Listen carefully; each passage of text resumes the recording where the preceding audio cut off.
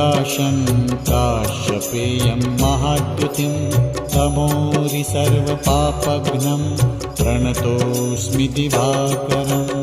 ॐ ह्रां ह्रीं ह्रौं स्वः सूर्याय नमः। ॐ ह्रां ह्रीं ह्रौं स्वः सूर्याय नमः। जपाकुसुमसङ्काशं काश्यपेयं महाद्युतिं तमोरि सर्वपापघ्नं प्रणतोऽस्मि दिवाकरम्।